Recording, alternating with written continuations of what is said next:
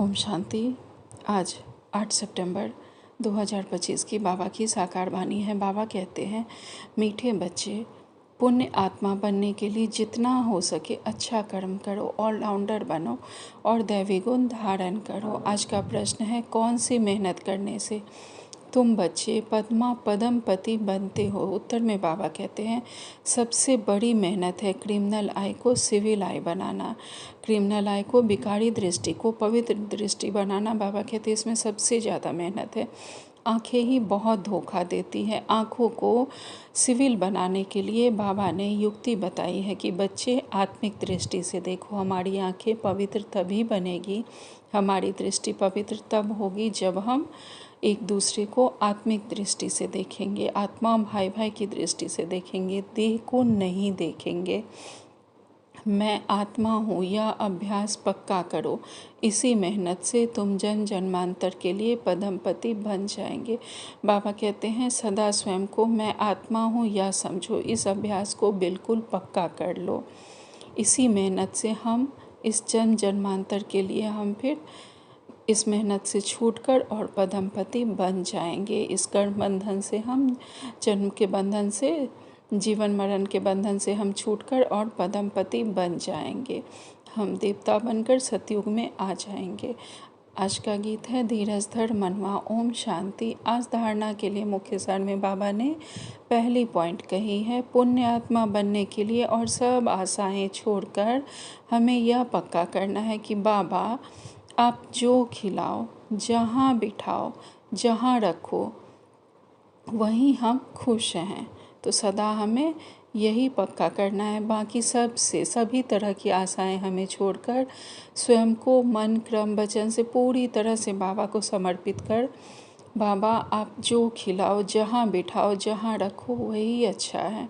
और साथ ही बाबा कहते हैं कि अब कोई भी हमें पाप का काम नहीं करना है, कोई भी विकर्म अब हमें ध्यान रखना है कि अब हमसे कोई भी गलती ना हो। दूसरी पॉइंट में बाबा कहते हैं, ईश्वरीय लॉटरी प्राप्त करने के लिए रूहानी सर्विस में अब लग जाना है। ईश्वरीय लॉटरी कौन सी है? 21 जन्मों का वर्षा हमें मिलने वाला है इस ईश्वरीय लॉटरी से। तो इसके लिए हमें रूहानी सर्विस पर लग जाना है। बाबा का ज्ञान सुनकर समझकर दूसरों को भी, पैगंबर के बच्चे हैं हम, हमें सबको बाबा का पैगाम देना है। मैसेंजर बनकर हमें सबको बाबा का मैसेज देना है। बाबा कहते हैं, ईश्वरीय लॉटरी प्राप्त करने के लिए रूहानी सर्विस में अब लग जाना है। ज्ञान की धारणा कर औरों को भी कराना है। ज्ञान की धारणा हमें स्वयं कर उसका स्वरूप बनकर दूसरों को भी ज्ञान देते रहना है। अच्छी मार्क्स लेने के लिए कोई भी कर्म याद में रहकर करना है। खासकर जब हम किसी को मैसेज देते हैं, बाबा का ज्ञान देते हैं, तो सदा बाबा की याद में रहकर करें। वैसे हमारी कर्म योगी अवस्था है, हम जो भी कर्म करें वो बाबा की याद में रहकर करें। आज का वरदान है, माया और प्रकृति को दासी बनाने वाले सदा स्नेही भव।